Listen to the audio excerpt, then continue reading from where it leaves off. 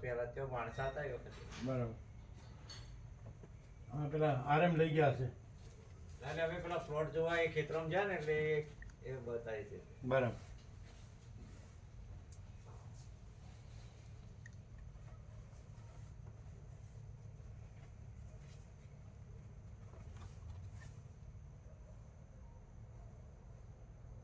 એવું એવી આ પૃથ્વી છે, બહુરત્ન વસુંધરા.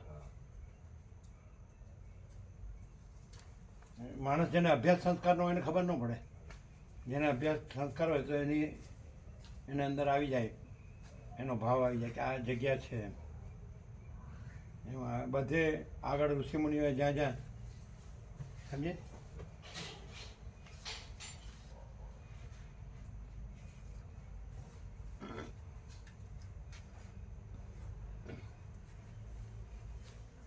આપણે જે માનસિક દર્શન કર્યા કે કરીએ છીએ બધા એ રીતે છે.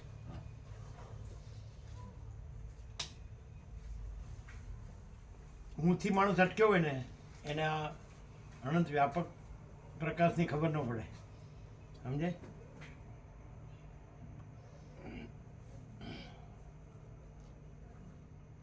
મુનિ આગળ બ્રહ્મ લગાડી દે એટલે પતી ગયું. જ્ઞાન ન્યાજ ઠોબારું નકામું મરી જવા માટે જ જન્મ્યો.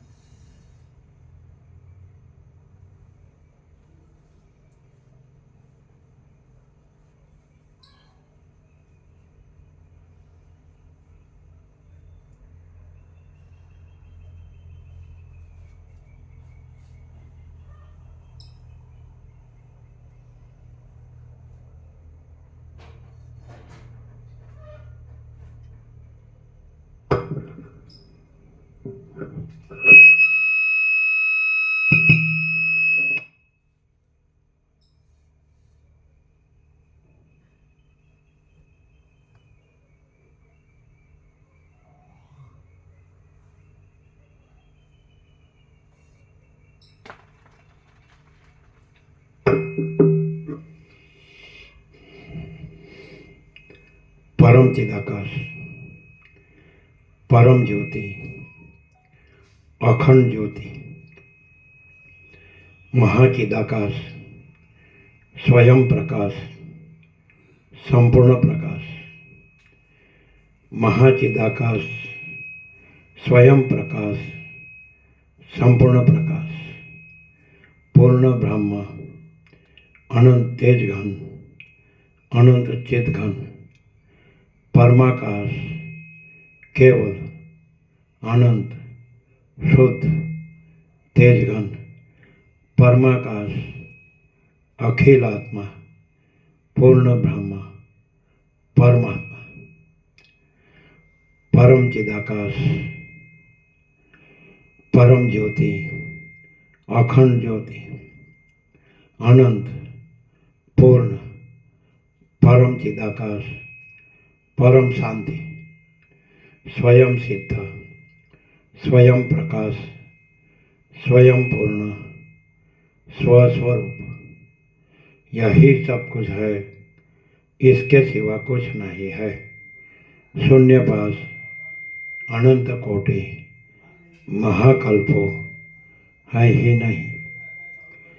महाचिदाकाश, स्वयं प्रकाश, संपूर्ण प्रकाश, महाचिदाकाश ज्योति, अनंत अखंड अभेद, महाचिदाकाश ज्योति, महातत्व, महासामान्य, महाचिदाकाश, स्वसंवेद्य, सहज निर्विकल्प, महाचिदाकाश, परम कैवल्य, परम शांति, परम चिदाकाश, अनंत पूर्ण निरपेक्ष सत्य, अनंत संपूर्ण अपरिग्रह निर्भ्रांत निरपेक्ष वशिष्ठ राम निर्वाण पूर्वार्ध राउंड 41मो राउंड।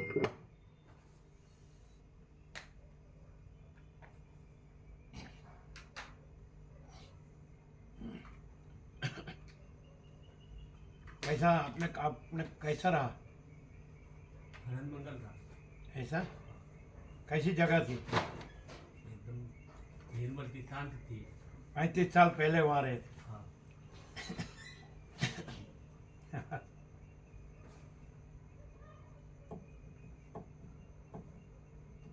इंद्रपुर तो आप आए नहीं थे। हाँ, वो 48 साल पहले।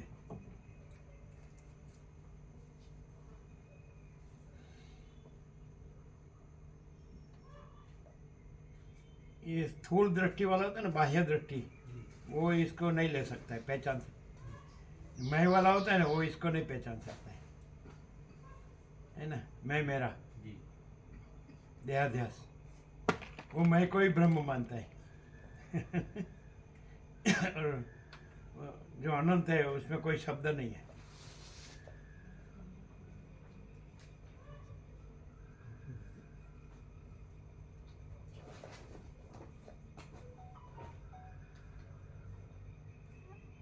अनंत ही अनंत है, अनंत में अनंत ही है, और अनंत का कोई शब्द नहीं है।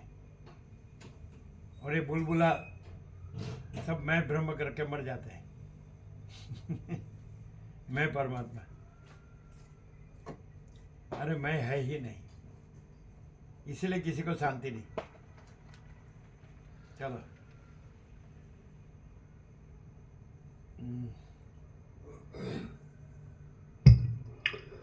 आद्य परब्रह्म सद्गुरु देव की जय। ओम श्री परमात्मने नमः। सद्ग्रंथों शिरोमणि श्री योगवासिष्ठ महारामायण निर्वाण प्रकरण उत्तरार्ध 6 निर्वाण प्रकरण उत्तरार्ध। सर्ग पहलो। आ पहला सर्ग में ममता अहंकार અને સંકલ્પ વિકલ્પ આદિથી રહિત મુક્ત પુરુષો જે રીતે જીવે છે અને ચેષ્ટા કરે છે તે યુક્તિ કહેવામાં આવશે। ફરીથી આ પહેલા સર્ગમાં મમતા અહંકાર અને સંકલ્પ વિકલ્પ આદિથી રહિત મુક્ત પુરુષો જે રીતે જીવે છે અને ચેષ્ટા કરે છે તે યુક્તિ કહેવામાં આવશે। જીવન મુક્તોનો જીવનક્રમ। રામ બોલ્યા, હે મહારાજ, સંકલ્પનો ત્યાગ થતાં સર્વ ક્રિયા માત્ર શાંત થઈ જવાને લીધે તત્કાળ મનુષ્યનું શરીર પડી જાય છે, તો પછી આપ જે સંકલ્પના ત્યાગની વાત કહો છો તે જીવતા મનુષ્યને શી રીતે સંભવે? વશિષ્ઠ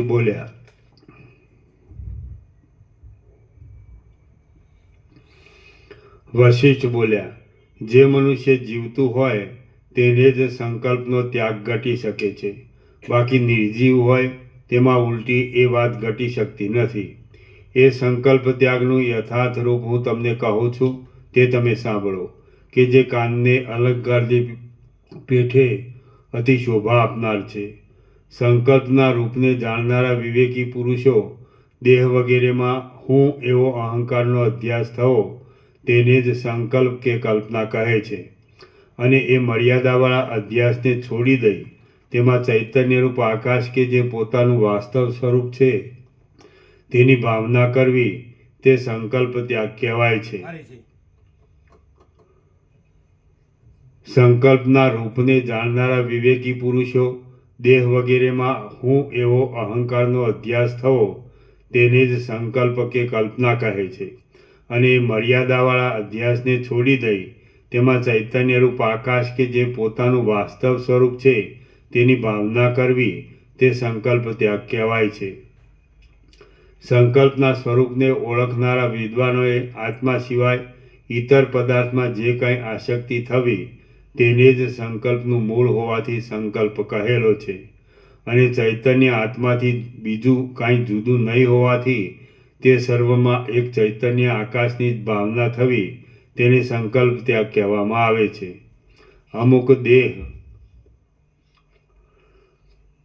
દેહ વગેરે દ્રશ્ય પદાર્થો પરમાર્થ રીતે સત્ય છે એવું જે કાંઈ અભિમાન થવું તેને ઉત્તમ પુરુષોએ સંકલ્પ રૂપે કહેલ છે। ફરીથી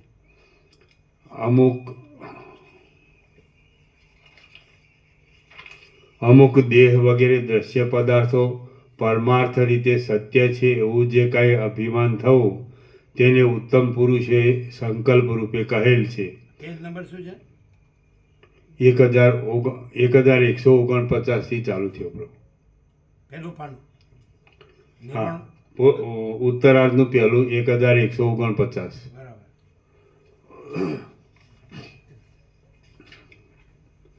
અમુક દેહ વગેરે દ્રશ્ય પદાર્થો પરમાર્થ રીતે સત્ય છે એવું જે કાંઈ અભિમાન થવું તેને ઉત્તમ પુરુષોએ સંકલ્પ રૂપે કહેલ છે. અને એ સર્વ દેહાદિક દ્રશ્ય પદાર્થોના આકાશના કાર્યરૂપ વાયુ આદિ 4 ભૂતોનો વિકાર હોવાથી ફક્ત એક આકાશરૂપ જ છે એવી ભાવના થવી તે, કિંવા એ સગળું ચૈતન્યરૂપ આકાશમાં મિથ્યા કલ્પાયેલું હોવાથી ચૈતન્ય આકાશ રૂપે જ છે એવી તેમાં ભાવના થવી તે સંકલ્પનો ત્યાગ કહેવાય છે. અનુભવમાં આવી ગયેલી બાબતનું અને નહીં અનુભવાયેલી બાબતનું એમ 2 રીતે સ્મરણ થાય છે. કોઈ પણ રીતે જે કાંઈ સ્મરણ થાય તે સંકલ્પ જ છે એમ તમે સમજો, અને કોઈ બાબતનું કાંઈ પણ સ્મરણ જ ન થવું એમાં જ કલ્યાણ રહેલું છે એમ વિવેકીઓ સમજે છે. ફરીથી. કોઈ પણ રીતે જે કાંઈ સ્મરણ થાય તે સંકલ્પ જ છે એમ તમે સમજો, અને કોઈ બાબતનું કાંઈ પણ સ્મરણ જ ન થવું એમાં જ કલ્યાણ રહેલું છે એમ વિવેકીઓ સમજે છે. હે મહાબુદ્ધિશાળી રામચંદ્રજી, અનુભવમાં આવેલા વિષયોની અને નહીં અનુભવાયેલા વિષયોની એ બંને જાતની સ્મૃતિનો અને બીજી પણ સર્વ ચિત્તમાં ઉઠતી વૃત્તિઓનો ત્યાગ કરી ચિત્તને કાબૂમાં લાવી પરબ્રહ્મમાં લીન થઈ જઈ લાકડાની પેઠે તમે નિશ્ચળ રહી લાંબુ આયુષ્ય ભોગવો. ચિત્તમાંથી સર્વ પદાર્થ માત્રના સ્મરણરૂપ સંકલ્પને છોડી દઈ પ્રારબ્ધ યોગે પ્રાપ્ત થયેલા અને પૂર્વના અભ્યાસને અનુસરી કરવામાં આવતા કર્મોમાં અડધા ઊંઘતા નાના બાળકની ચેષ્ટાની પેઠે નિસંકલ્પપણાથી તમે પ્રવૃત્તિ કરો. હે નિષ્પાપ રામચંદ્રજી, જેમ કુંભારનો ચાકડો સંકલ્પ રહિતપણાથી વેગ વડે ફર્યા કરે છે તે જ રીતે તમે પ્રારબ્ધના સંસ્કારને અધીન રહી નિસંકલ્પપણે કર્મોમાં પ્રવૃત્ત રહો. મલિન વાસનાવાળું ચિત્ત જ જેનું નષ્ટ થઈ ગયું છે એવા તમે વાસના વગરનું મન કે જેને વિવેકી પુરુષો સત્વ એવા નામથી કહે છે તેના શુભ સંસ્કારોને અનુસરી પોતાના પ્રવાહમાં પડેલા કાર્યોમાં ચેષ્ટા કરો. હું ઊંચા હાથ કરી પોકાર કરું છું કે સંકલ્પ ન ઉઠવા તે પરમ કલ્યાણરૂપ છે. તેની શા માટે અંદર દ્રઢ રીતે ધારણ કરતા નથી, પરંતુ મારી એ વાત કોઈ સાંભળતું નથી. અહો, મોહનો મહિમા કેટલો બધો બળવાન છે કે સર્વ દુઃખોની નિવૃત્તિ કરવાવાળો વિચાર નામનો ચિંતામણી હૃદયમાં રહ્યા છતાં મનુષ્ય તેનો ત્યાગ કરે છે. સંકલ્પ ન ઉઠવો એટલે કે ચિત્તમાં કોઈ પણ જાતની વૃત્તિને સ્ફુરવા ન દેવી તે અર્થાત દ્રશ્ય દર્શન આદિથી રહિત શુદ્ધ આત્મતત્વ જ બાકી રહે માટે તન્મય આત્મમય થઈ રહેવું એટલું જ માત્ર પરમ કલ્યાણકારક છે. એનો અનુભવ તમે જાતે જ કરી લ્યો. હે રામચંદ્રજી, સંકલ્પ રહિત સ્થિતિમાં રહેવાથી એવું ઉત્કૃષ્ટ પરમપદ પ્રાપ્ત થાય છે કે જ્યાં પરમ સામ્રાજ્ય પણ એક સાધારણ તણખલા જેવું સાવ હલકું લાગે છે. માત્ર જવાના પ્રદેશ તરફ જ લક્ષ્ય રાખનારા મુસાફરના પગની જેમ સંકલ્પ વિના સ્વાભાવિક રીતે જ ક્રિયા થયા કરે છે. તે પ્રમાણે તમે પોતાના કૃત્યોમાં ઉઠતા સંકલ્પો છોડી દઈ આવી પડેલું કામ પૂરું કરો. સૂતેલા મનુષ્યની પેઠે સર્વ કર્મ માત્રના ફળની તૃષ્ણાને સંપૂર્ણ રીતે છોડી દઈ આવી પડેલા કાર્યમાં સંકલ્પ વિના જ તમે ચેષ્ટા કરો.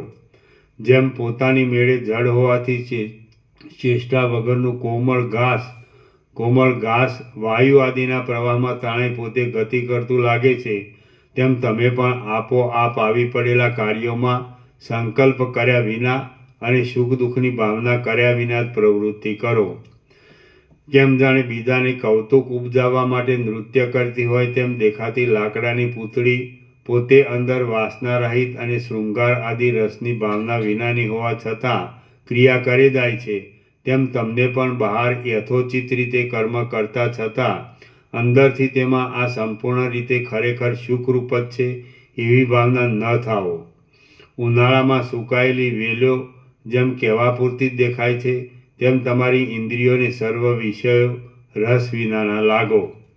અન્નમય આદિ 5 કોષો સાથેની ચિદાભાસની સત્તા કે જેનો વાસનારૂપી રસ જ્ઞાનરૂપી સૂર્યે ખેંચી લીધો છે, તે વડે તમે ચેષ્ટા કરતા રહી વેલથી વીંટાઈ રહેલું વૃક્ષ જેમ શિયાળામાં નીરસ થઈ જાય તેમ અંદર નીરસ વાસના રહિત થઈ જઈ યંત્રની ચેષ્ટાના જેવા સંકલ્પ રહિત ચેષ્ટા કરનારા થઈને રહો. શિયાળો જેમ વૃક્ષોને બહારનું જળ મળતા છતાં અંદરના રસથી જ નભાવે છે, તેમ જોકે ઇન્દ્રિયો સ્વભાવે જ બહારના રસ લેવામાં જ પ્રેરાય છે, તો પણ તે ઇન્દ્રિયોને રોકી રાખી સર્વ આનંદની સીમારૂપ આત્મચૈતન્ય જેના જીવનનું સાધન છે એવી આત્માકારે બનાવી દઈ તેનું ધારણ કરો. તમે કર્મ કરો અથવા ન કરો, પરંતુ જ્યાં સુધી તમારી ઇન્દ્રિયોની વૃત્તિઓ વિષયરસમાં વાસનાવાળી હશે ત્યાં સુધી આ સંસારના જન્મ મરણ આદિ અનર્થોનો સાથ કદી પણ છૂટવાનો નથી. જેમ પવન, અગ્નિની જ્વાળા, યંત્ર અને પાણી વિચાર વિના આપોઆપ જ ગતિ કરે છે, તેમ તમે પણ સંકલ્પ રહિત થઈ કર્મ કરતા રહેશો તો અંત રહિત મોક્ષરૂપ પરમ કલ્યાણને મેળવવા સમર્થ થશો. વાસના વિના કર્મો કરવા એ જ પરમ ધૈર્ય કહેવાય છે અને એ જ જન્મરૂપી તાવને દૂર કરનાર છે. વાસના અને સંકલ્પથી રહિત થઈ આવી પડેલા સંજોગોને સ્વીકારી લઈ ચાક ઉપર ફરનારા ઘટાદિકની પેઠે ધીરે ધીરે શાંત થતા જઈ તમે પોતાના કર્મોમાં પ્રવૃત્તિ રાખો. તમે કર્મના ફળમાં ઈચ્છા રાખો નહીં, તેમજ કર્મનો ત્યાગ કરવામાં પણ આથી અમુક ફળ મળવાનું છે એવી ઈચ્છા પણ ન થાઓ. એ આસક્તિને અથવા ફળની ઈચ્છાને છોડી દઈ કર્મ કરવા એ આસક્તિને અથવા ફળની ઈચ્છાને છોડી દઈ કર્મ કરવા કે તેનો ત્યાગ કરવો એ બંને વાતનો તમે અંગીકાર કરો અથવા ત્યાગ કરો, એ બંને સરખું જ છે. અહીં વિશેષ કહેવાની કાંઈ જરૂર નથી. સંક્ષેપમાં માત્ર એટલું જ કહેવાનું છે કે સંકલ્પ થવો તે મનને બંધનમાં નાખનાર છે અને સંકલ્પ ન થવો તે મુક્તપણું છે. અહીં કોઈ કાળે કે કોઈ સ્થળે કાંઈ કરવાનું કે ત્યાગ કરવાનું છે નહીં. સર્વ જન્મરહિત, શાંત અને અનંત પરબ્રહ્મ રૂપ જ છે, માટે તે જ સ્વરૂપમાં તમે રહો. કર્મને વિશે નિષ્ક્રિય બ્રહ્મભાવને અને નિષ્ક્રિય બ્રહ્મભાવ વડે સ્વરૂપમાં રહેવાય તેવા કર્મો જોઈ લઈ જેવા હોય તેવા સર્વ પદાર્થમય એક ચિદાત્મા રૂપે થઈ રહી તમે ભલે જેમ સુખ મળે તેમ શાંતપણે રહો.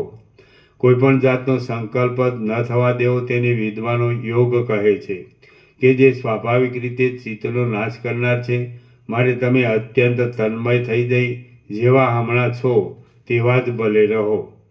સર્વત્ર સમાન રીતે રહેલા શાંત, સુખરૂપ, સૂક્ષ્મ, બેપણું કે એકપણું વગેરે ભાવથી રહિત, સર્વવ્યાપી, અનંત અને શુદ્ધ પરબ્રહ્મમાં શું અને શાથી ખેદ પામવાનું છે?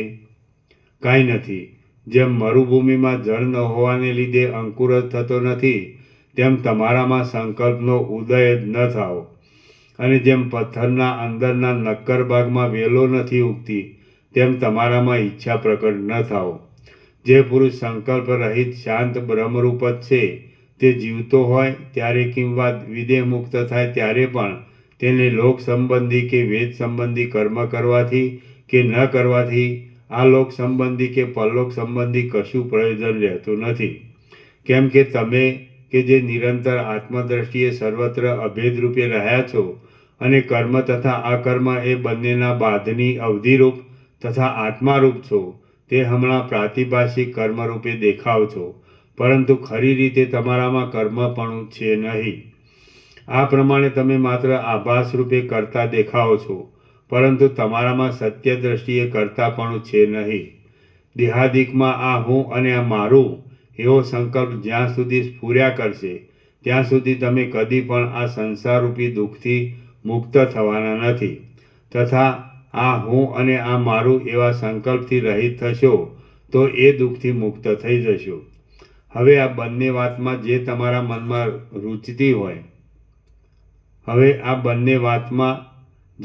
મનમાં રૂચતી હોય તેનો તમે આશ્રય કરો.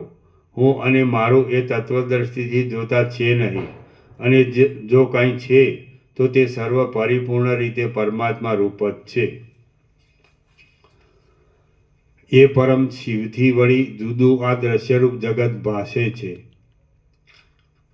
એ પરમ શિવથી વળી જુદું આ દ્રશ્યરૂપ જગત ભાસે છે તે તો અનિર્વચનીય છે.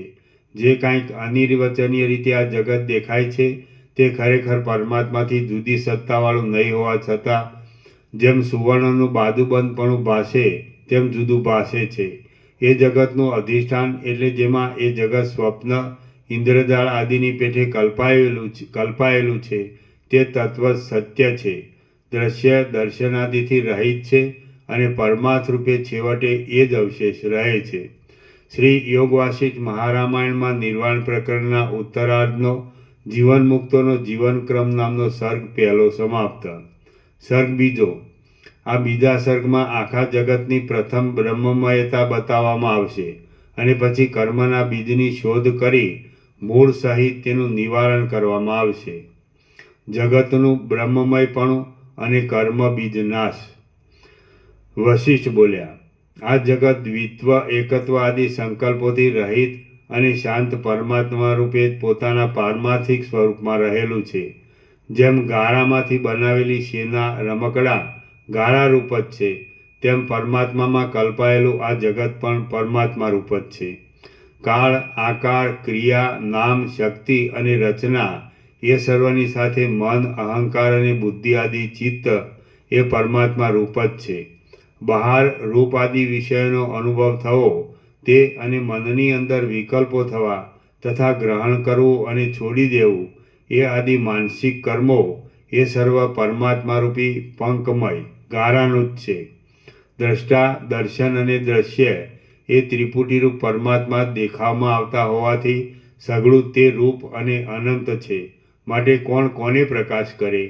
પ્રમાતા, પ્રમાણ અને પ્રમેય એ વગેરેનું તથા દેશ અને કાળનું, દિશા આદિનું તેમજ દ્રશ્ય પદાર્થનો ભાવ અભાવ રૂપે વિવિધ પ્રકારે ભાસ થયા કરવો એ આદિ સર્વનું તાત્વિક સ્વરૂપ પરમાત્મા રૂપ પંકમય જ છે. માટે હું અને મારું જેની સત્તાથી તથા જેના વિશાળ સ્વરૂપમાં દેખાય છે તે પરમેશ્વર જ સર્વના સારરૂપ છે. તે વિના બીજું કશું સારરૂપ નથી. તેથી તમે કોઈ વિષયમાં આસક્તિ વડે બુદ્ધિને નહીં બાંધતા પથ્થરની અંદર જેમ મન, વાણી આદિનું ચેષ્ટારહિતપણું હોય તેમ નિસંકલ્પ અને મન, વાણી આદિની ચેષ્ટાથી રહિત થઈને રહો.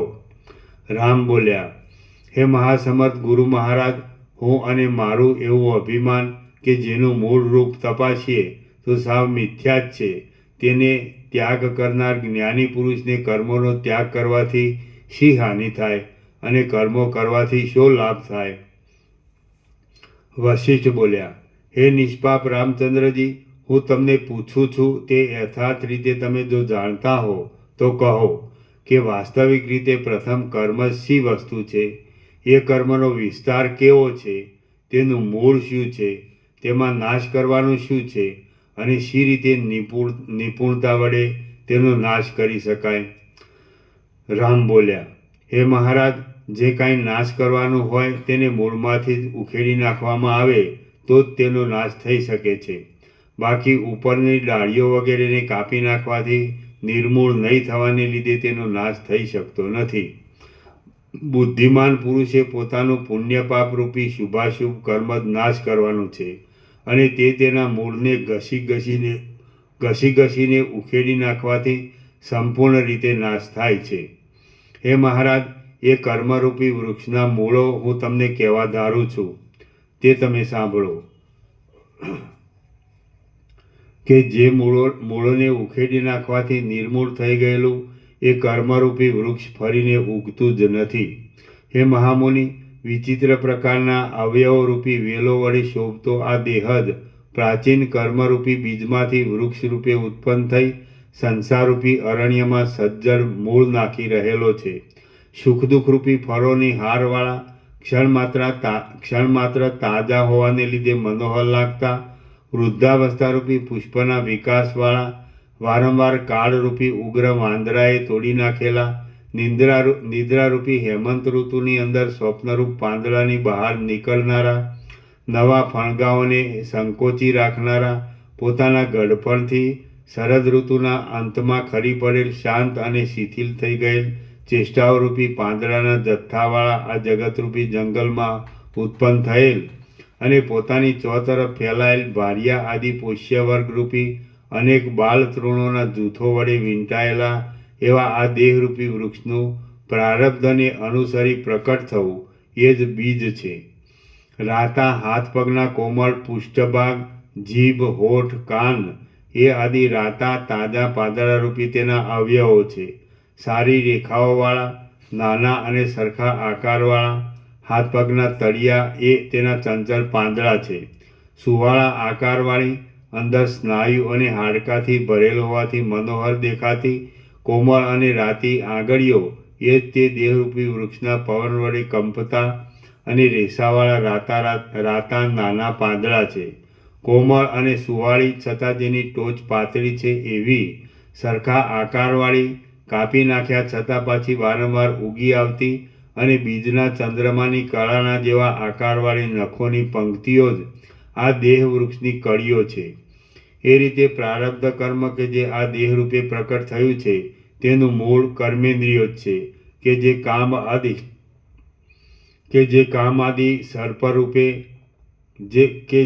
આદિ સર્પ વડે વ્યાપ્ત હોવાથી દૂષણવાળી, ગાંઠો વડે કઠોર દ્રઢ હાડકારૂપી ગાંઠોથી સંકળાયેલી, નાડીઓમાં ભરાયેલા અન્નરસરૂપી ગારામાં લદબદ થઈ રહેલી, વાસનારૂપી રસ પીવાથી પુષ્ટ અને પોતાના સ્થાનમાં રસ રક્ત આદિને ધારણ કરી રહેલી છે.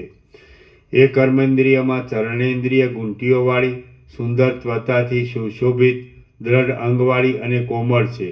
એ કર્મેન્દ્રિયનું પણ જ્ઞાનેન્દ્રિય એ જ મૂળ છે અને એ જ્ઞાનેન્દ્રિયો બહાર છેટે જઈને પણ વિષયોનો અનુભવ કરી શકે તેવી નેત્રગોલક આદિ પોતપોતાના 5 સ્થાનોમાં રહેલી, વાસનારૂપ ગારામાં લદબદ થઈ રહેલી, રસથી ભરપૂર અને બહુ બળવાન છે. એ જ્ઞાનેન્દ્રિયોનું પણ 3 જગતમાં રહેલું અને મોટા થાંભલાઓની પેટે સર્વના આધારરૂપ મન જ મૂળ છે.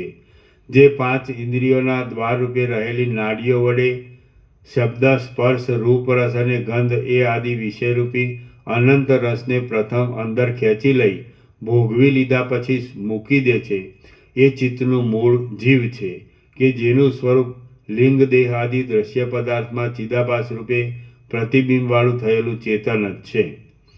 તેમાં લિંગ દેહ આદિ દ્રશ્ય પદાર્થરૂપ જડ અંશનું મૂળ સર્વના એક મૂળ કારણરૂપ અવિદ્યામાં પ્રતિબિંબવાળું થયેલ ચેતન છે અને ચિદાભાસરૂપ ચેતન અંશનું મૂળ બ્રહ્મ ચૈતન્ય છે. એ બ્રહ્મ ચૈતન્યનું બીજું કાંઈ પણ મૂળ નથી, કેમ કે તે અવર્ણનીય, જેનું વિવેચન ન કરી શકાય તેવું અનંત, શુદ્ધ અને સત્યરૂપ છે. એ રીતે સર્વ કર્મ માત્રનું મુખ્ય બીજ જીવ ચૈતન્ય છે, કે જેને લીધે અંદર અહંકાર આદિમાં આત્મબુદ્ધિ થઈ હું કરતા છું એવો સંકલ્પ સ્ફુર્યા પછી ક્રિયા થવા માંડે છે. હે મહારાજ, કર્મનું મુખ્ય બીજ જીવ ચૈતન્ય જ છે. જીવ પણ હોય તો જ મોટી શાખાઓવાળું આ દેહરૂપ શાલ્મલી વૃક્ષ ઉગી નીકળે છે. જીવ ચૈતન્ય અહંકાર આદિમાં મળી જઈ તેમાં આત્મરૂપતા માની લઈ અનાદિ અવિદ્યાના સંસ્કારથી ઉઠેલી હું અમુક રૂપ છું અને કરતા છું એવી નામરૂપવાળી ભાવના વડે જો વીંટાઈ જાય તો કર્મના બીજરૂપ થાય છે. અને જો તેમ ન બને એટલે પોતાના શુદ્ધ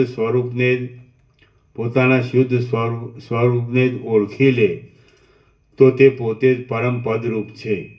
જીવ પોતે ખરું જોતા ચૈતન્ય હોવા છતાં હું કરતા છું અને મારા અમુક નામરૂપ છે એવી નામરૂપવાળી ભાવના વડે વીંટાઈ જાય તો તે ભાવના જ કર્મના બીજરૂપ બને છે. અને જો તેમ ન થાય તો એટલે પોતાના શુદ્ધ સ્વરૂપનો અનુભવ થાય તો તે પોતે જ પરમ પદરૂપ છે. માટે દેહાદિકમાં જે અહંકારને આકારે આત્મબુદ્ધિ થવી તે જ કર્મનું કારણ છે. હે મુનિશ્રેષ્ઠ, આ જે કાંઈ મેં કર્મના ફળ વિશે કહ્યું તે આપે જ મને કહેલ છે. વશિષ્ઠ બોલ્યા, હે રામચંદ્રજી, આ સૂક્ષ્મ ચિદાભાસરૂપ મૂળ બીજમાંથી થનારા કર્મનો દેહ આધિ ઉપાધિ જ્યાં સુધી રહે ત્યાં સુધી શું ત્યાગ છે અને શું અનુષ્ઠાન છે તે કહો. બહાર અને અંદર એ જીવ ચૈતન્ય જેવી જેવી રીતે સ્ફુરે તેવી તેવી રીતે તે પોતે દેખતા પદાર્થના જેવો બની જાય છે. પછી તે સત્યને આકારે દેખાય કે અસત્ય રૂપે જણાય, પરંતુ તે ભય પેદા કરી દે છે. અને જો એ જીવ ચૈતન્ય સંકલ્પરૂપી સ્ફુરણથી રહિત થઈ રહે તો તે ભ્રાંતિથી મુક્ત થઈ જાય છે. પછી એ ભ્રમ સાચો હો કે ખોટો હો તેનું કંઈ પ્રયોજન નથી. એ જીવ ચૈતન્ય જ ઉપાધિને લીધે ભ્રાંતિ વડે ઉત્પન્ન થયેલા વાસના, ઈચ્છા, મન, કર્મ અને સંકલ્પ ઇત્યાદિ નામરૂપે વિસ્તાર પામે છે. મનુષ્ય ભલે જ્ઞાની હો કિંવા અજ્ઞાની હો, પરંતુ જ્યાં સુધી તેનો દેહ રહે ત્યાં સુધી ચિત્તરૂપ ઉપાધિ કે જેમાં ચૈતન્ય બિંબનું પ્રતિબિંબ પડી ચિદાભાસ એવી સંજ્ઞા થઈ તે વડે ક્રિયા કરે છે, તે આ દેહરૂપી ઘરમાં રહે છે, તેનો જીવન પર્યંત ત્યાગ બનતો નથી. જીવતા પુરુષમાં તેનો ત્યાગ શી રીતે ઘટી શકે? બાકી આવી પડેલ વ્યવહાર કરે જતા હું અસંગ, અદ્વિતીય, કૂટસ્થ અને ચિદ્રૂપ છું તથા અકર્તા છું એવી રીતે નિષ્ક્રિય આત્મામાં સ્થિતિ રાખી કર્મના નામ અને રૂપ એ બંનેની ભાવના જ મનમાં નહીં થવા દેતા કર્મ અને અકર્મ એ આદિ વિકલ્પોનો પણ ત્યાગ કરી દેવામાં આવે તો તે કર્મ ત્યાગ કે ચિત્ત ત્યાગ પોતાની મેળે જ થઈ જાય છે. બાકી સ્થૂળ દ્રષ્ટિએ તો કર્મનો ત્યાગ સંભવતો જ નથી. છતાં જે કર્મ કરવાની નિયમિત રીતિનો ત્યાગ કરે છે તેણે કર્મ ત્યાગ અશક્ય જ હોવાથી કશું કર્યું જ નથી, અથવા સ્થૂળ દ્રષ્ટિએ કર્મનો ત્યાગ અસંભવિત છે. માટે કર્મ કરતા છતાં પણ તે અમુક રીતે કરવું એ આદિ સંકલ્પ વિકલ્પનો ત્યાગ કરી નિસંકલ્પપણાથી કરવામાં આવે તો તેણે તે કાંઈ કર્મ કરેલું જ નથી. બાકી જ્ઞાન વડે આ જે કંઈ દ્રશ્યની ભ્રાંતિ દેખાય છે તે સર્વનું તત્વજ્ઞાન વડે મિથ્યાપણું સમજાઈ જઈ બાદ થઈ જતા જગતનો અત્યંત અભાવ છે એમ અનુભવવામાં આવે તે જ એ જગતનો, તેમાં રહેલા ચિત્તનો અને કર્મનો ખરો ત્યાગ છે કે જેમાં આત્માનું અસંગપણું અનુભવાતા એની મેળે મોક્ષ મળે છે. જો કાંઈ લિંગ દેહ આદિ દ્રશ્ય હોય તો તેમાં જીવ ચૈતન્યનો પ્રતિબિંબ પડતા ચિદાભાસ થાય, પરંતુ છેક સૃષ્ટિના આરંભકાળથી તત્વદૃષ્ટિએ જોતા લિંગ દેહ આદિ દ્રશ્ય ઉત્પન્ન થયેલું નથી અને છે જ નહીં. તો પછી કોનામાં પ્રતિબિંબ વડે ચિદાભાસ થાય?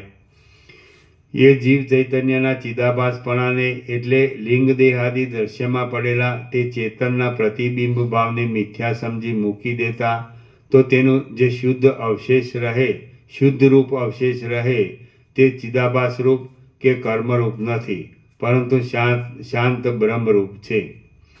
એ ચિદાભાસરૂપ જીવ ચૈતન્ય કર્મરૂપ કહેવાય છે. કેમ કે જળ વગેરેમાં તેનું પ્રતિબિંબ પડ્યું છે એવા આકાશની પેઠે એ ચિદાભાસ બુદ્ધિ આદિમાં પ્રતિબિંબવાળો થઈ કર્મોને વિસ્તારી રહેલો છે. માટે અનુભવી પુરુષો એ ચિદાભાસ રહિત દશાને મોક્ષરૂપ સમજે છે અને તેઓની વિવેકી શિષ્ય પ્રત્યે તેવી જ ઉપદેશવાણી છે.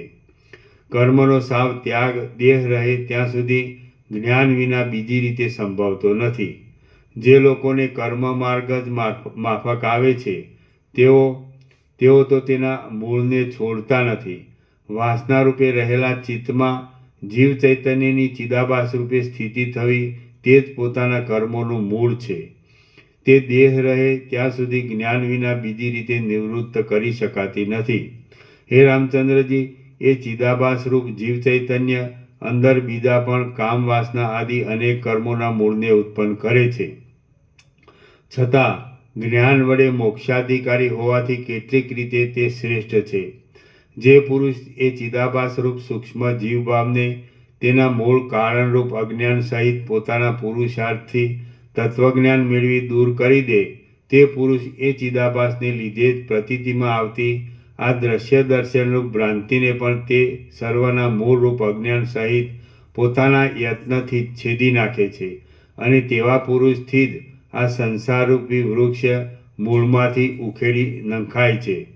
ચિદાભાસ વિનાનું અદ્વિતીય એક અને સર્વ દ્રશ્ય પદાર્થથી રહિત એ પરમ આકાશ બ્રહ્મરૂપ છે અને તે આકાશની પેઠે અસંગ હોવાથી નિર્વિકાર છે. તેથી એ બ્રહ્મને જ બ્રહ્મવેત્તા પુરુષો આપણા સર્વ જીવ ચૈતન્યનું આખરનું ચેતન સ્વરૂપ કહે છે. શ્રી યોગ વાસિષ્ઠ મહારામાયણમાં નિર્વાણ પ્રકરણના ઉત્તરાર્ધનો જગતનું બ્રહ્મમયપણું અને કર્મબીજ નાશ નામનો સર્ગ બીજો સમાપ્ત. સર્ગ ત્રીજો. આ ત્રીજા સર્ગમાં જે ઉપાયથી દ્રશ્ય ભ્રાંતિ નિવૃત્ત થઈ જઈ વિવેકવાન પુરુષને નિર્વિકલ્પ અને નિષ્ક્રિય આત્મતત્વનું જ્ઞાન થાય છે તે ઉપાય બતાવવામાં આવશે. શુદ્ધ તત્વ જાણવાનો ઉપાય. રામ બોલ્યા, હે મહારાજ, જો વાસ્તવિક રીતે ચિદાભાસ એવી કાંઈ વસ્તુ હોય તો પછી તેનો અભાવ શી રીતે કરી શકાય? કેમ કે અસત્ય પદાર્થની સત્તા અને સત્ય પદાર્થનો અભાવ કદી પણ હોઈ શકતા નથી. વશિષ્ઠ બોલ્યા, જ્યારે અસત પદાર્થની સત્તા અને સત્પદાર્થનો અભાવ નથી હોતો ત્યારે તો ચિદાભાસ કે જે મિથ્યારૂપે દેખાય છે તેનો અભાવ સહેલાઈથી જ પોતાની મેળે સિદ્ધ થાય છે. ચિદાભાસના નામ અને રૂપ એ બંને રજ્જુમાં થયેલી સર્પની ભ્રાંતિની પેઠે માત્ર ભ્રાંતિરૂપ જ છે અને ઝાંઝવાના જળની પેટે તે મિથ્યારૂપ જ પ્રતીતિમાં આવે છે એમ તમે સમજો. એ ચિદાભાસના નામ અને રૂપની પ્રતીતિ ન થવી તે અતિ શ્રેષ્ઠ છે અને તેના નામરૂપની પ્રતીતિ થવી તે મહાદુઃખકારક છે.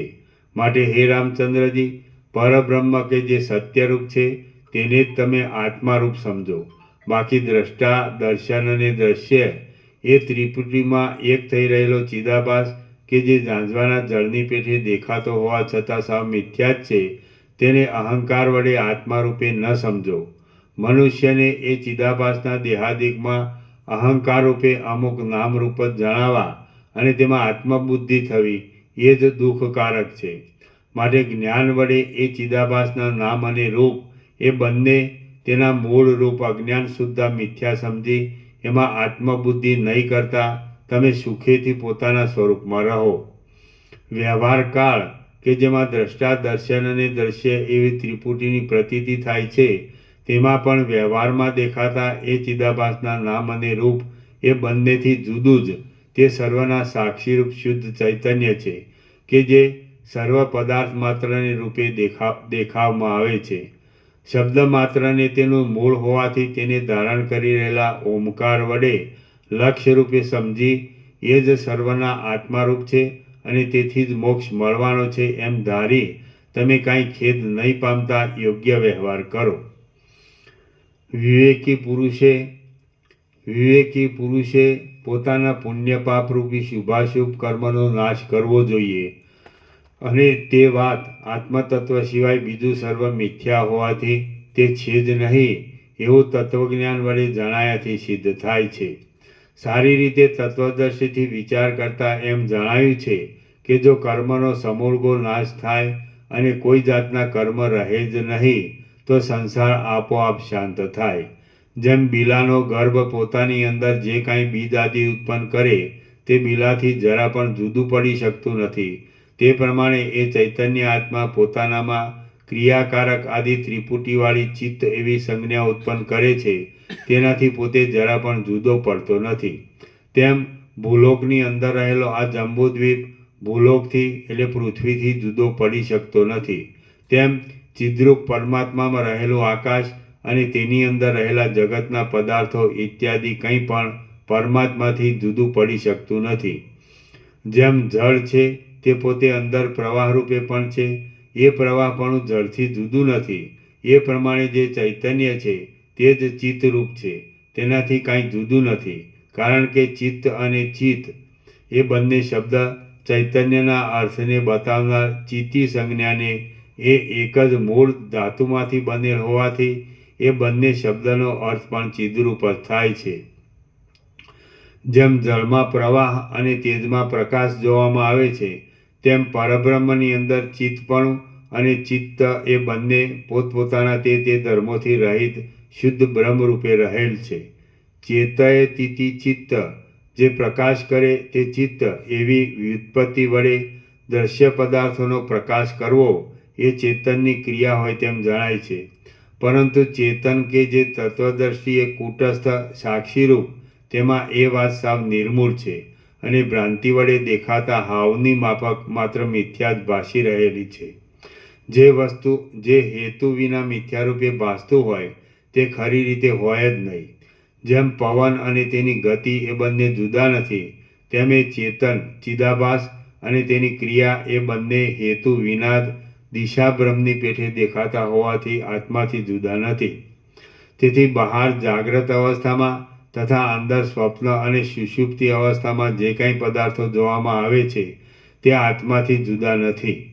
આ દેહ કર્મનો ફેલાવો કરે છે અને તેનું મૂળ જોઈએ તો અહંકાર છે કે જે જન્મ મરણ આદિ સંસારના હેતુરૂપ છે. તે જેમ ચલનરૂપી સ્ફુરણ જતું રહેવાથી વાયુ શાંત થઈ જાય છે, તેમ હું એવી કાંઈ વસ્તુ જ નથી એવી ભાવના વડે ચિદાભાસ કે જે કર્મરૂપે ફેલાય છે તેનો અભાવ સમજી જઈ અહંકારરૂપી મૂળને કાપી નાખવાથી શાંત થઈ જાય છે.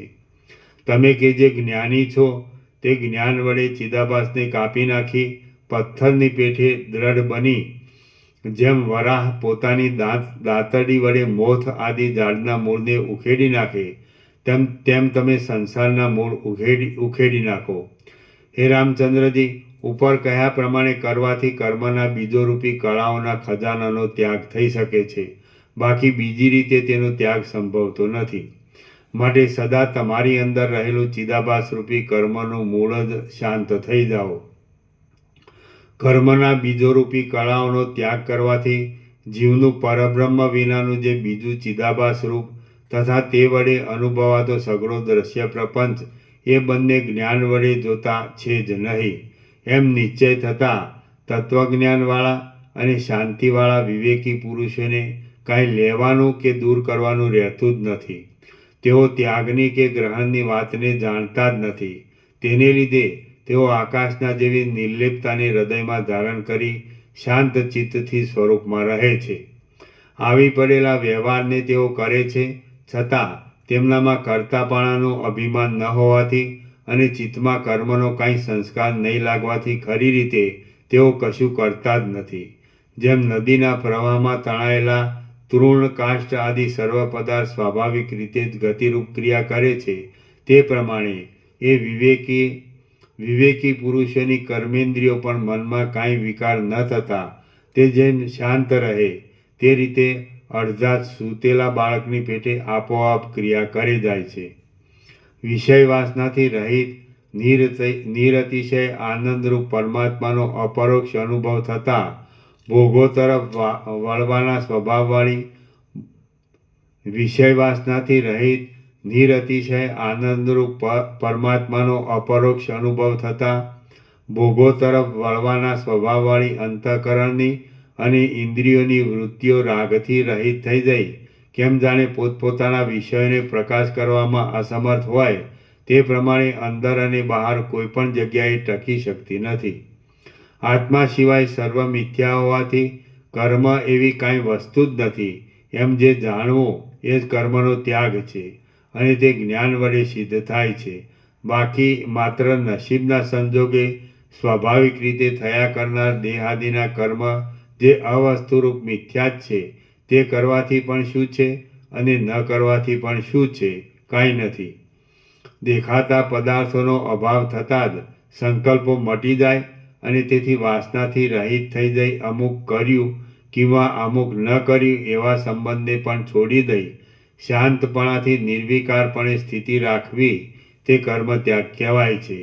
જેમ ઘણો કાળ જતો રહ્યાથી કેટલાક આગળ બનેલા કાર્યો ભૂલાઈ જવાય છે, તેમ સર્વ દ્રશ્યનું પાછું ચિત્તમાં કોઈ દિવસ સ્મરણ જ ન ઉઠે તેવી રીતે તેને ભૂલી જઈ થાંભલાના અંદરના ભાગની પેઠે દ્રઢતાથી સ્થિતિ રાખવી તે કર્મ ત્યાગ કહેવાય છે.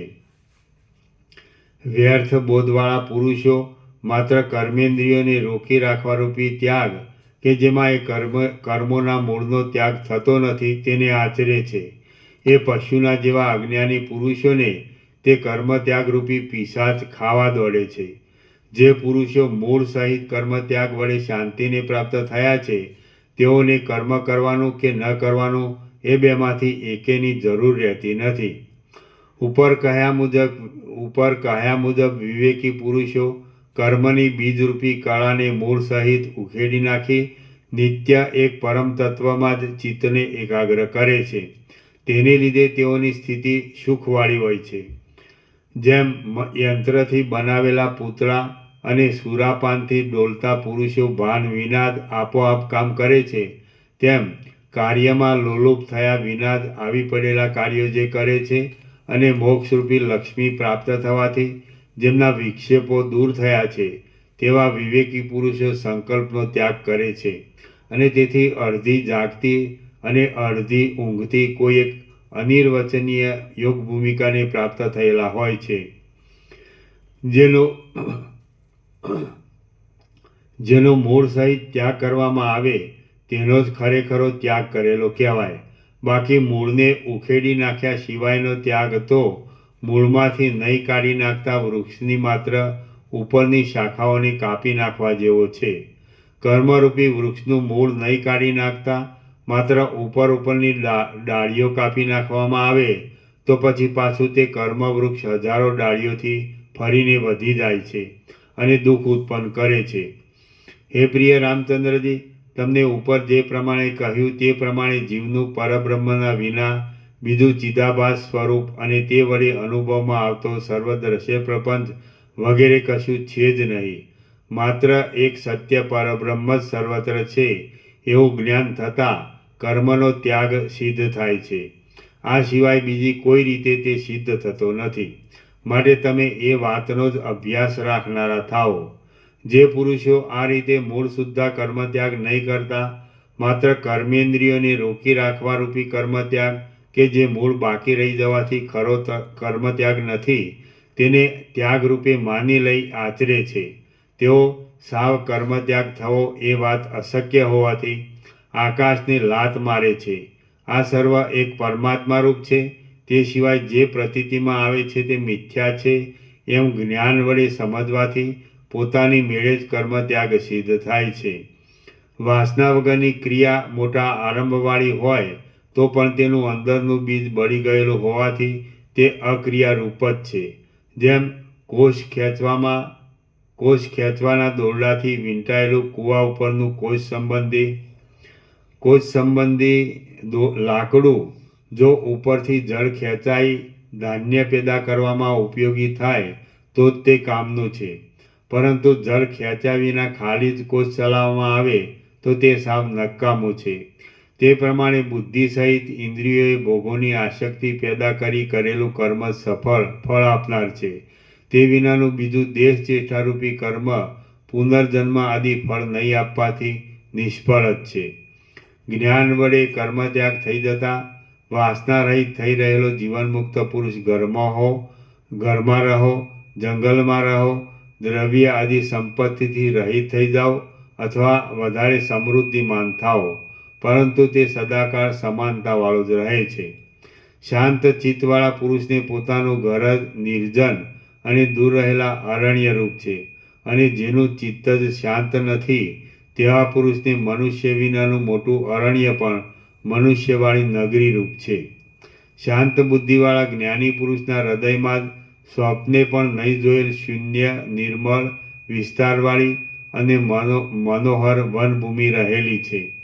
આત્મા સિવાય બીજા દ્રશ્ય પ્રપંચ માત્રને નહીં દેખનારા જ્ઞાનવાન પુરુષને આ જગત જ પદાર્થોના સંચાર વિનાના આકાશમય અને જુદા જુદા નામરૂપ વડે જુદે જુદે રૂપે દેખાતા સર્વ પદાર્થોના અભાવવાળા મોટા અરણ્યરૂપ છે. સમગ્ર સમુદ્રવાળી આખી આ પૃથ્વી અનંત સંકલ્પવાળા અને પોતાના હૃદયમાં સંસ્કાર રૂપે આ આખા જગતની સ્થિતિને ધારણ કરી રહેલ અજ્ઞાની પુરુષના હૃદયમાં જ રહેલી છે. દીનતાવાળા અજ્ઞાની પુરુષના ચિત્તમાં જ વિવિધ પ્રકારના સુખ દુઃખ આદિ દ્વંદ્વો વડે સંકટ આપનાર વિવિધ પ્રકારના આકારવાળા અને અનેક આરંભો સહિત એવા ગામોના સમૂહો પ્રતિબિંબિત થઈ રહેલા છે. જુદા જુદા પ્રકારના કાર્યોને લીધે અનેક જાતના વિકારો અને ભિન્ન ભિન્ન દશાઓવાળી ગામ, શહેર, દેશ અને પર્વતો સહિત એવી આ સર્વ પૃથ્વી અજ્ઞાની પુરુષના મલિન ચિત્તની અંદર અરીસાની જેમ સ્પષ્ટ રીતે પ્રતિબિંબવાળી થઈને રહેલી છે. શ્રી યોગવાસિષ્ઠ મહારામાયણમાં નિર્વાણ પ્રકરણના ઉત્તરાર્ધનો દ્રશ્યો ઉપશમ યોગોપદેશ નામનો સર્ગ 3 સમાપ્ત. સર્ગ 4.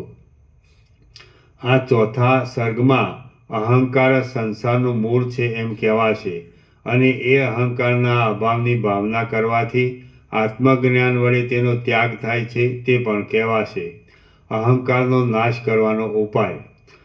વશિષ્ઠ બોલ્યા, તેલ વિના ઓલવાઈ જનારા દીવાની પેઠે અજ્ઞાનનો નાશ થઈ જવાથી થનારો ત્યાગ અહંકાર આદિ સહિત સર્વ જગતનું મિથ્યાપણું જણાતા પરબ્રહ્મ કે જે જીવ ચૈતન્યરૂપ કળાઓનું મૂળ સ્વરૂપ છે તેનું જ્ઞાન થવાથી સિદ્ધ થાય છે. તે વિના બીજી રીતે તે સિદ્ધ થતો નથી. માત્ર કર્મનો ત્યાગ કરવો એ જ સર્વ ત્યાગ નથી, પરંતુ જગતની પ્રતીતિથી રહિત અને અહંકારથી પણ રહિત એક પરમાત્મા સત્ય છે એવો બોધ થવો તે જ સર્વ ત્યાગ કહેવાય છે. આ દ્રશ્યરૂપે દેખાવમાં આવતો દેહ આદિ જ હું છું અને દેહ આદિ સાથે સંબંધ રાખનારું આ જગત મારું ભોગ્ય છે. એ બે જાતનો અધ્યાસ દિવેલ વગરના દીવાની પેઠે શાંત થઈ જતા શુદ્ધ ચૈતન્ય કે જે સર્વના આત્મારૂપ છે તે જ બાકી રહે છે. હું અમુક દેહાદિરૂપ છું અને અમુક મારું છે એવો ભ્રમ જેઓનો શાંત થયો નથી તેમને જ્ઞાન થતું નથી, શાંતિ મળતી નથી, ત્યાગ સિદ્ધ થતો નથી અને નિવૃત્તિ પણ પ્રાપ્ત થતી નથી. અમુક મારું છે અને હું અમુક રૂપ છું એટલાનો જ માત્ર નાશ થઈ જાય તો તે સર્વના અધિષ્ઠાનરૂપ શાંત, આનંદમય અને જ્ઞાન સ્વરૂપ આત્મા જ શેષ રહે છે. તે વિના બીજું કશું રહેતું નથી.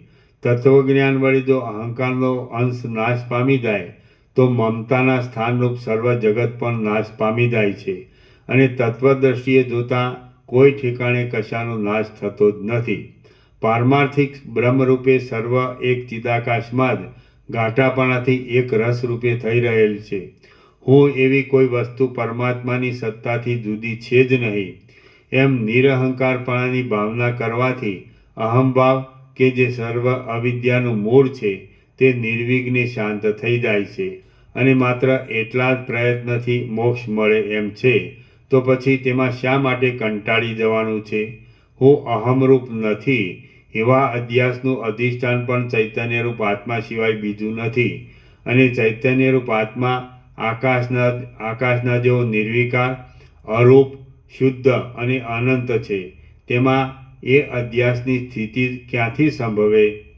ભ્રાંતિનું સાધન, ભ્રાંતિનો આશ્રય અને ભ્રાંતિનું ફળ એ કશું ખરી રીતે છે જ નહીં. માત્ર અજ્ઞાનનો એ સગળો વિલાસ હોવાથી તે અજ્ઞાનરૂપ જ છે અને જ્ઞાન થતાં તેમાંનું કાંઈ પણ છે નહીં એમ જણાય છે.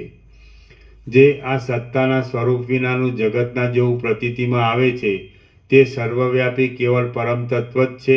માટે તમે મનમાં વિચાર પણ ન કરવા રૂપી મૌનને ધારણ કરી રહો, કેમ કે આ સગળું પરમાત્મરૂપ હોવાથી મોક્ષરૂપ જ છે. જે પળમાં હું એવો અહંકાર સ્ફુરે તે જ પળમાં હું એવી કાંઈ વસ્તુ છે જ નહીં એમ ચિત્તમાં લાવવાથી સંસારના જન્મ મરણ આદિ અનર્થોમાં પડી ફરીવાર શોક કરવો પડતો નથી. નિરંતર ઉપર જણાવ્યા પ્રમાણે અહંકારનો ભાવ છોડી દીધાથી હું એવું જે કાંઈ પ્રતીતિમાં આવે તે આકાશના ફૂલ જેવું સાવ મિથ્યા જ છે એમ તત્કાળ સમજી લઈ રણસંગ્રામમાં ધનુષ્ય ઉપર ચડાવેલા અર્જુનના બાણની પેઠે પાછા નહીં પડતા તમે નિરંતર દ્રઢ રીતે બ્રહ્મરૂપ પરમપદનું અવલંબન કરીને રહો. અહંકારને નિરંતર આકાશના ફૂલ જેવું મિથ્યા જાણી સર્વ વિકારોથી રહિત થઈ જઈ તમે આ સંસાર સાગરને તરી જાઓ. જે પુરુષ પોતાની મેળે માત્ર પોતાના સ્વભાવને પણ જીતવામાં વીર થતો નથી તેવા નર પશુને ઉત્તમ પદની પ્રાપ્તિ થવાની વાત પણ શું કહેવી એ તમે જ કહો. જે ઉત્તમ પુરુષે પોતાની મેળે કામ, ક્રોધ, લોભ, મોહ, મદ અને મત્સર એ 6 પ્રકાર જીતેલા હોય તે જ મોક્ષ આદિ મહાપુરુષાર્થનું પાત્ર થાય છે બાકી બીજો ગધેડાના જેવો ગમાર મનુષ્ય મોક્ષ આદિ પુરુષાર્થને પાત્ર થઈ શકતો નથી. જેની પોતાની અંદરની મનોવૃત્તિ જીતાઈ ગયેલી હોય અથવા જે તેને જીતવાને તૈયાર થયેલો હોય તે જ મનુષ્ય વિવેકનું પાત્ર થાય છે અને પરમ પુરુષાર્થની પ્રાપ્તિરૂપી જન્મને સફળ કરવાથી તે જ ખરેખરો પુરુષ કહેવાય છે. સમુદ્રમાં ફેંકાયેલા પથ્થરની પેઠે જે ભાવો તમારી અંદર પ્રવેશ કરવા માંડે તે ભાવોથી હું એવો કાંઈ પદાર્થ જ નથી એવી ભાવના કરી આત્મા કે જે આકાશના જેવો અસંગ છે તેને ઓળખી તમે તે ભાવોથી સાક્ષી રૂપે અળગા રહો. તમે હું એવો કાંઈ પદાર્થ જ નથી એમ જાણી લઈ બધે ઠેકાણે ભરપૂર એક ચિદાત્મા જ છે એમ યુક્તિપૂર્વક જાણતા છતાં અને એ આત્મસુખનો અનુભવ કરતા છતાં મૂંઝાતા નથી. તત્વદ્રષ્ટિથી અને યુક્તિથી વિચાર કરતા સુવર્ણમાં કલ્પેલા હાર કુંડળ વગેરે ભાવની પેઠે અધિષ્ઠાન ચૈતન્યમાં કલ્પાયેલું આ સર્વ દ્રશ્ય કેવળ ભ્રાંતિ વિના બીજી રીતે છે જ નહીં. અને તે ભ્રાંતિ જો તમે સંકલ્પનો નાશ કરી દઈ દ્રશ્યને સાવ ભૂલી જાઓ તો જ જતી રહેશે. પવનની અંદર ગતિની પેઠે તમારી અંદર જે ભાવનો ઉદય થાય તે ભાવને હું એવો કંઈ પણ પદાર્થ ચૈતન્ય આત્માથી જુદો છે જ નહીં. જે કાંઈ છે તે સર્વ ચૈતન્ય છે એવી વૃત્તિ વડે આધાર વગરનો બનાવી દો. લોભ, લજ્જા, મદ અને મોહને ઉપર બતાવ્યા પ્રમાણે અહંકારના અભાવ વડે જેણે જીતેલ નથી તેઓ સંયમ વિનાનો પુરુષ અધ્યાત્મશાસ્ત્રનો અધિકારી ન હોવાથી તેનામાં નાસ્તિકતા અને સ્વચ્છંદ આદિ અનર્થ ઉત્પન્ન થાય છે. એટલે આ વેદાંત શાસ્ત્રમાં તે શા માટે પ્રવૃત્તિ કરે? પવનમાં ગતિની પેઠે તમારામાં જે અહંભાવનો ઉદય થાય છે તે જેમ પવનની ગતિ પવનથી જુદી સત્તાવાળી નથી તે રીતે તમે કે જે પરમાત્મા રૂપ છો તેનાથી જુદી સત્તાવાળો નથી. જેમ માળામાં ભ્રાંતિ વડે કલ્પાયેલો સર્પ આદિ ભયંકર પદાર્થ પણ જ્ઞાન થતાં તે માળામાં લીન થઈ જઈ માળા રૂપે કંઠમાં ધારણ કરવાથી બહુ શોભે તે જ પ્રમાણે આ સૃષ્ટિ કે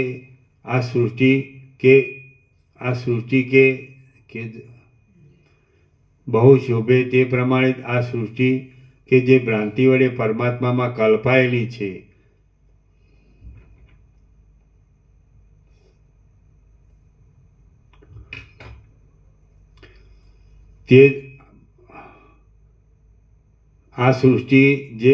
જે ભ્રાંતિ વડે પરમાત્મામાં કલ્પાયેલી છે તે જ્ઞાન થતાં કૂટસ્થ અદ્વિતીય અને કેવળ ચૈતન્ય પરમાત્મામાં પોતાના નામ રૂપવાળી સૃષ્ટિ સ્વરૂપથી રહિત થઈ ચેતન રૂપે લય પામી જાય તો બહુ શોભે.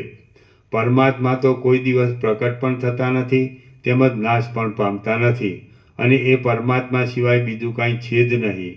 તો પછી તેમાં જગતની ઉત્પત્તિ કે જગતનો નાશ તો ક્યાંથી જ હોય? અહંકાર આદિ જ્ઞાન વડે શાંત થઈ જતા જીવભાવ જતો રહેવાથી પૂર્ણ શાંત આનંદમય અને દ્રષ્ટા દર્શન દ્રશ્યરૂપી ત્રિપુટીથી રહિત શુદ્ધ જીવ ચૈતન્ય પૂર્ણતાવાળા શાંત આનંદમય તેમજ દ્રષ્ટા દર્શન દ્રશ્યરૂપી ત્રિપુટીથી રહિત શુદ્ધ બ્રહ્મ ચૈતન્યરૂપી પોતાના સ્વાભાવિક સ્વરૂપમાં એક રસ રૂપે થઈ રહે છે અને તે ખરેખરી વસ્તુ ગતિ જ તત્વબોધ વડે અનુભવવામાં આવે છે. તેમાં અહંકાર કે જેમાં દ્રષ્ટાપણું કલ્પવામાં આવે છે તે પણ નથી. જગત કે જે દ્રશ્ય રૂપે નજરે પડે છે તે પણ નથી અને બુદ્ધિ કે જે દ્રષ્ટાને દ્રશ્ય સાથે સંબંધ કરવામાં મુખ્ય સાધનરૂપ છે તે પણ નથી. જેમ રાત્રિથી રહિત સૂર્યનારાયણમાં રાત્રિને દૂર કરવાનું ફળ કલ્પવામાં આવે છે એમ બ્રહ્મ કે જેમાં અદ્વૈતપણાને લીધે જુદો મોક્ષ એવો ભાવ સંભવતો નથી. તેમાં જ્ઞાન વડે મોક્ષરૂપી ફળની કલ્પના કરવામાં આવે છે તથા સ્વભાવે જે આત્મા શાંત છે તેમાં જ્ઞાન વડે શાંતપણું થવારૂપી ફળ કલ્પાયેલ છે અને જે સદા નિરતિશય આનંદરૂપ છે તેમાં જ્ઞાન વડે આનંદ પ્રાપ્તિરૂપી ફળની કલ્પના કરાય છે.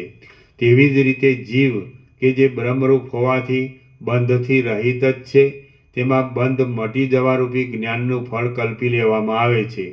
બાકી ખરી રીતે કશું નવું પેદા થતું નથી. માત્ર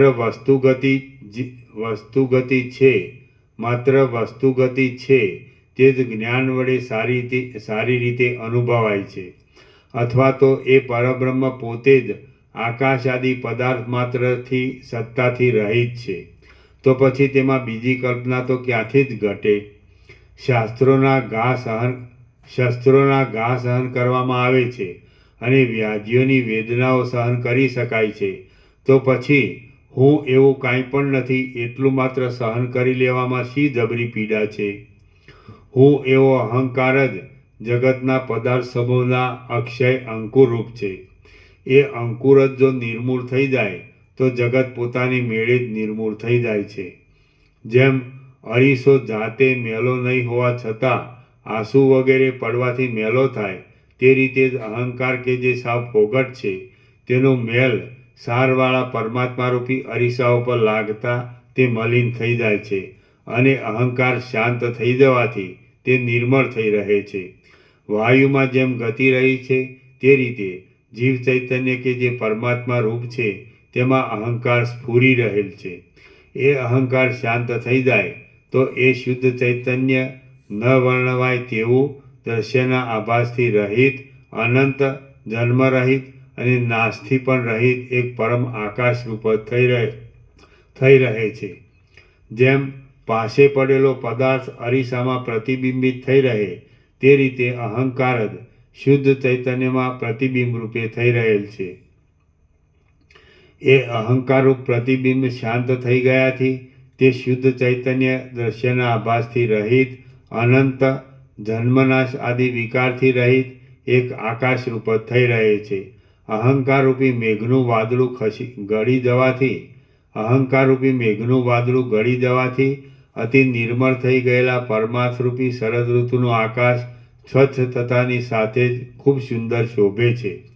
હે પ્રિય રામચંદ્રજી, અજ્ઞાનને લીધે ભૂલાઈ જવાયેલું પોતાનું સ્વરૂપ ઘણા કાળથી અહંકારરૂપી તાંબાના મેલનો સંગ થતાં જે જીવભાવરૂપી તાંબાને પ્રાપ્ત થઈ ગયું છે તે બ્રહ્મરૂપી સુવર્ણ શ્રવણ મનન આદિ ઉપાયરૂપી અગ્નિમાં તપાવ્યું હોય તો તે પાછું અતિ કાંતિવાળા પ્રકાશમય બ્રહ્મરૂપ સુવર્ણ ભાવને કે જે પોતાનું ખરું સ્વરૂપ છે તેને પ્રાપ્ત થાય છે.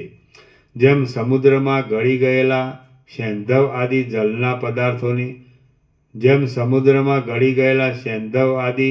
જળના પદાર્થોની શોભા તેને કશું નામ નહીં આપી શકાયાથી અવર્ણનીય છે. તે રીતે નિધિધ્યાસન દ્વારા અહંકારનો પરમાત્મામાં લય થઈ જતા તે પોતે પરમાત્મામાં એક રસ રૂપ થઈ જાય છે કે જેનું સ્વરૂપ અવર્ણનીય છે.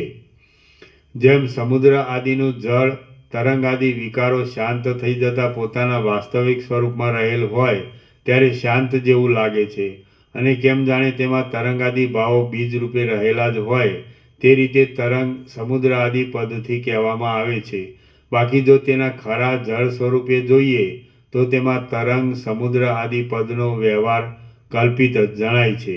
તે રીતે અહંકારમાં પ્રતિબિંબવાળું થયેલ ચૈતન્ય તત્વ કે જે ખરા સ્વરૂપે વાણીથી બતાવાય તેમ નથી, તે જ્ઞાન વડે અહંકારરૂપી અલ્પ ભાવ ટળી જતા અપરિમેયપણું પ્રાપ્ત થવાથી, અપરિમેયપણું એટલે પરિમાણમાં માપમાં ન આવી શકે તેવી સ્થિતિ, તે જ્ઞાન વડે અહંકારરૂપી અલ્પ ભાવ ટળી જતા અપરિમેયપણું પ્રાપ્ત થવાથી અપરિમેયતારૂપી અર્થને બતાવનાર બ્રહ્મપદથી બીજા પદાર્થોની પેઠે કેમ જાણે નામવાળું થઈ ગયું હોય તેમ જણાય છે. બાકી તેનું ખરું સ્વરૂપ જોતાં તેમાં વાણી આદિ કશો નામનો વ્યવહાર ઘટતો જ નથી. અહંકાર જ આ જગતનું બીજ છે. તેને તેના મૂળરૂપ અજ્ઞાનનો નાશ કરી જો બાળી નાખવામાં આવે તો પછી આ હું, આ તમે, આ જગત અને આ બંધ ઇત્યાદિ કલ્પના ક્યાંથી જ હોય? જે તત્વ ત્રણેય કાળમાં નિત્ય હોવાથી સત્તારૂપે છે, અપરિમેય છે, નિરતિશય આનંદરૂપ છે અને ચિદાત્મા રૂપે સર્વત્ર એક રસરૂપ થઈને રહે છે, તેમાં એ સર્વ સ્વભાવનો સંકોચ થઈ જઈ મલિનતાવાળો અહંકાર પ્રકટ થાય છે કે જે વડે માટીમાં જેમ ઘડાનો આકાર થતાં માટીરૂપી મૂળ ધાતુનું સ્વરૂપ ભૂલાઈ જવાય તેમ શુદ્ધ મૂળ સ્વરૂપ ભૂલાઈ જવાય છે. એ અહંકારરૂપ બીજમાંથી જ આ દ્રશ્યની સત્તારૂપી ટિંડોરાનો વેલો પેદા થયેલો છે કે જેમાં જગતરૂપી અસંખ્ય ફળો ઉત્પન્ન થાય છે અને પાછા લય પામી જાય છે. જેમ મરીની અંદર તીખાસાદી રસનો ચમત્કાર રહેલો છે તેમ અહંકારની અંદર પર્વતો, સમુદ્રો અને નદીઓ સહિત આ દ્રશ્ય સત્તા રહેલા છે તથા બાહ્ય ઇન્દ્રિયોથી પદાર્થોનો અનુભવ થવો અને તે વડે પેદા થતી કામ, સંકલ્પ આદિ માનસિક વૃત્તિઓ સર્વ અહંકારમાં જ રહેલ છે. સ્વર્ગ, પૃથ્વી, વાયુ, આકાશ, પર્વતો, નદીઓ અને દિશાઓ એ સર્વ ખીલેલા અહંકારરૂપી ઝેરી પુષ્પના મનોહર સુગંધરૂપ છે. જેમ ઉદય પામેલો દિવસ પોતે ફેલાઈ જઈ વિદ્યમાન પદાર્થોના પ્રકાશને અને તે સંબંધી માનસિક વ્યાપારને પ્રકટ કરે છે તેમજ અહંકાર જ ઉદય પામી પોતે ફેલાઈ જઈ આ જગતને પ્રકટ કરે છે. જેમ દિવસ ઉગતાની સાથે જ રાત્રિ જતી રહેવાથી પદાર્થ પ્રકટ રૂપે દેખાય છે તેમ જગત કે જે સાવ મિથ્યા જ છે તેને ક્ષણ માત્રમાં અહંકાર જ બનાવી દે છે. જ્યારે બ્રહ્મરૂપી જળની અંદર અહંકારરૂપી ખરાબ તેલનું ટીપું પડી જતાં તે ફેલાય કે તરત જ આ 3 લોકરૂપી કુંડાળું થઈ જાય છે. જેમ કમળા આદિ દોષથી દૂષિત થયેલી આંખ શંખ, છીપ આદિ ધોળા પદાર્થોમાં પીળાપણાને દેખે છે કે જે સાવ અસત્ય છે તેવી જ રીતે અહંકાર પોતે ઉદય પામતા જ આ જગત કે જે સાવ અસત્ય છે તેને સત્યરૂપે સારી રીતે અનુભવે છે અને માત્ર એક પળવારમાં જ્ઞાન વડે જગતનો લય થતાં તેનો અનુભવ પણ થતો બંધ પડે છે. જેમ નેત્રની કીકી ડોળાની અંદરના પોતાના સ્થાનમાં ફેલાઈ રહેલી હોય તો પદાર્થનું રૂપ બરાબર દેખાય છે પરંતુ જો તે આચ્છાદિત થઈ ગયેલ હોય કે ફૂટી ગયેલ હોય તો પદાર્થનું રૂપ દેખી શકાતું નથી. તે જ પ્રમાણે અહંકાર ઉદય પામી ફેલાઈ ગયાથી આ સંસાર અનુભવમાં આવે છે પરંતુ તે અહંકાર સમાધિમાં લય પામી જઈ આત્મતત્વનો સાક્ષાત્કાર થયાથી સાવ ક્ષીણ થઈ ગયો હોય તો આ સંસાર અનુભવમાં આવતો નથી. પોતાના શાશ્વત નિત્ય સ્વરૂપના જ્ઞાન વડે અહંકારનો અંશ સમૂળગો નાશ પામતા આ સઘળી સંસારરૂપી ઝાંઝવાના જળની ભ્રાંતિ સાવ શાંત થઈ જાય છે. સ્વયં પ્રકાશ અને ચૈતન્યરૂપ પોતાના આત્માની ભાવના કરવાથી એટલે એકમાત્ર આત્માકાર જ વૃત્તિ રાખવાથી સિદ્ધ થનાર આત્મતત્વની પ્રાપ્તિરૂપી ઉત્તમ વસ્તુ કે જે પ્રથમથી જ હોવા છતાં માત્ર અજ્ઞાનને લીધે જ ભૂલી જવાયેલી છે તેમાં તમે પોતાની મેળે જ ખેદ તેમજ ભ્રમણા એમાંનું કંઈ પણ કરશો નહીં. હે નિષ્પાપ રામચંદ્રજી, કેવળ પોતાના પુરુષાર્થથી જ સિદ્ધ થનારા અને બીજા સહાય આદિ સાધનોની અપેક્ષા વિના બની શકે તેવા નિરહંકારપણા વિના તમારે માટે હું બીજું કશું કલ્યાણ દેખતો નથી. તમે દેહાદિ સંબંધી અહંકારને સાવ ભૂલી જઈ ચારે તરફ દેખાતા પર્વતો, અંતરિક્ષ લોક, પૃથ્વી, સમુદ્રો, પવન અને આકાશ એ સર્વરૂપે આ આખા જગતને પૂરી દઈ પોતાના વૈભવને ચોતરફ વિસ્તારી સર્વરૂપે થઈ રહો. અને પછી જે કાંઈ ચરાચર જગત છે તે સર્વ પ્રપંચની સત્તાથી રહિત નિર્વિકાર બ્રહ્મરૂપ છે અને રજ્જુમાં ભ્રાંતિ વડે આરોપાયેલા સર્પની પેઠે માત્ર ભ્રાંતિથી તેમાં આરોપાયેલ છે, બાકી તે છે જ નહીં. એમ જ્ઞાન વડે સર્વનો બાદ કરી દઈ અંતઃકરણ, ઇન્દ્રિયો, તેના રાગદ્વેષ આદિ દોષો અને કલ્પનાઓ એ સર્વથી પણ રહિત થઈ જઈ સ્વસ્થ, શાંત અને શોકથી રહિત શુદ્ધ આત્મરૂપે થઈ રહો. એ જ સર્વ સિદ્ધાંતનો સાર છે. શ્રી યોગવાસિષ્ઠ મહારામાયણમાં નિર્વાણ પ્રકરણના ઉત્તરાર્ધનો અહંતા નિરાશ નામનો સર્ગ ચોથો સમાપ્ત. ઓમ ઓમ ઓમ. આના નંબર 1162. પ્રસાદ આપી દો.